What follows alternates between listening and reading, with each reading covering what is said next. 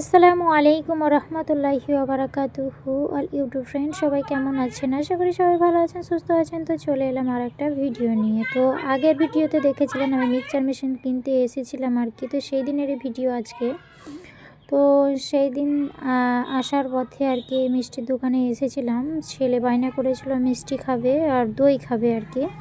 তো সেই কারণে এই মিষ্টির দোকানের সামনেই গিয়ে আর কি আমি দাঁড়ালাম। তবে আমার হাজব্যান্ড গিয়েছিল একটু চাবি বের করতে আর কি। চাবিটা একটা ভেঙে গেছে বাইকের, সেই কারণে চাবি বের করতে গিয়েছিল। তো সেই কারণে আমাকে বললো মিষ্টির দোকানের সামনে এখানে দাঁড়াও, আমি কাজটা সেরে নিয়ে মিষ্টি নিয়ে একবারে বাড়ি চলে যাব।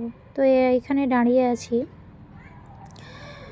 তো দেখেন নলহাটি বাজার, এটা হচ্ছে বাইরের দিকটা, মানে ভিতরটা নাই। এখানে এই রাস্তা দিয়েই বাজারের ভিতরে ঢুকতে হবে আর কি। তো এখানে আমি দাঁড়িয়েছিলাম, কিন্তু দেখেন এই মিষ্টির দোকানের মানুষগুলো অনেক ভালো। এখানে তো ভালো ভালো মিষ্টি পাওয়া যায়ই আর কি, কিন্তু তার সাথে বড় কথা হলো এদের ব্যবহার, কি বলবো, খুবই ভালো।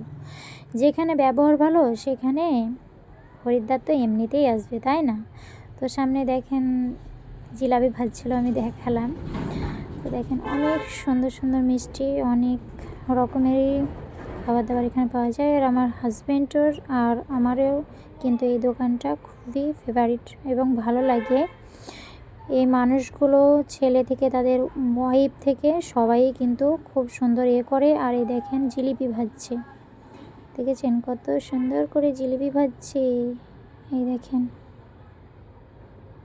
সত্যিই খুব ভালো। আমি দাঁড়িয়েছিলাম বলে দাদাটা আমার মিক্সচার মেশিনের ব্যাগটা হাতে করে নিয়ে গিয়ে ভিতরে রেখে দিল, দিয়ে বলল আপনি এখানে বসেন, বাইরে দাঁড়িয়ে থাকেন না, অসুবিধা হবে। এখানে বসেন, দাঁড়িয়ে থাকলে অসুবিধা হবে। তো বাই বাই, আল্লাহ হাফেজ।